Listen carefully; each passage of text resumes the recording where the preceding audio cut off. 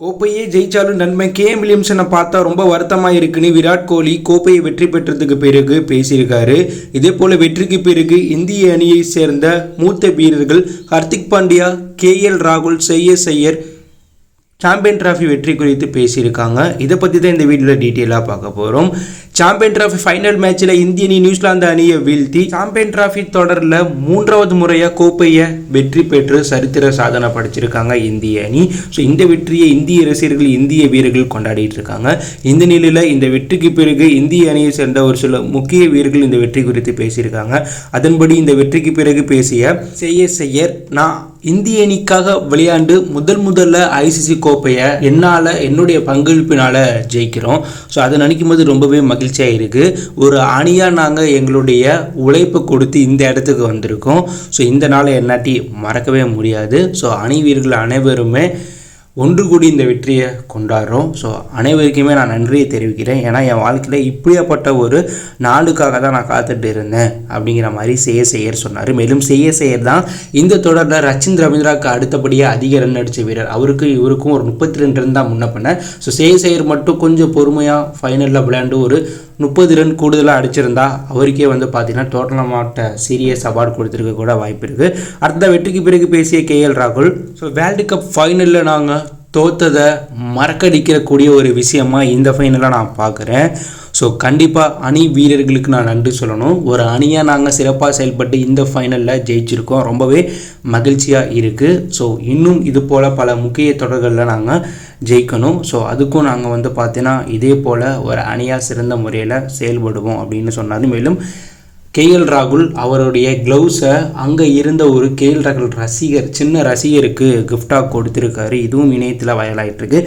KL ராகுலுமே பார்த்தீங்கன்னா ஃபினிஷிங்கில் டோனி போல் கடைசியில் நிதானமாக முக்கியமான நேரத்தில் அதிரடியாக விளாண்டு ஆஸ்திரேலியாவுக்கு எதிரான மேட்ச்லையும் இந்த மேட்ச்லேயும் பார்த்தீங்கன்னா இந்திய அணி வெற்றி பெற முக்கிய காரணமாக அமைஞ்சிட்டாரு. அதை விட கிங் கோலி அவர்கள் இந்த வெற்றி குறித்து ஒரு மிகப்பெரிய ஸ்பீச் ஒன்று கொடுத்துருக்காரு. வெற்றிக்கு பிறகு பேசிய விராட் கோலி, இது ரொம்பவே அற்புதமான ஒரு நாள்.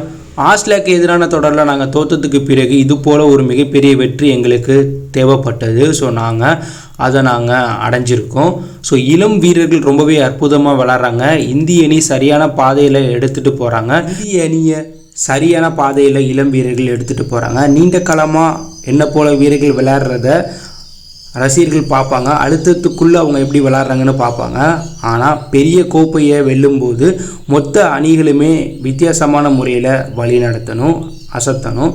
ஸோ அதை இங்கே நாங்கள் பண்ணியிருக்கோம். மேலும் தரமான இளம் வீரர்கள் இந்திய அணியுடைய வருங்காலத்தை பாதுகாக்கிறாங்க. அவங்க கையில் இந்திய அணியுடைய எதிர்காலமே இருக்குது. மேலும் தன்னுடைய நண்பன் கேஎம் வில்லியம்சன் தோற்ற இடத்துல இருக்கும்போது அதை பார்க்க கொஞ்சம் வருஷமாக இருக்குது.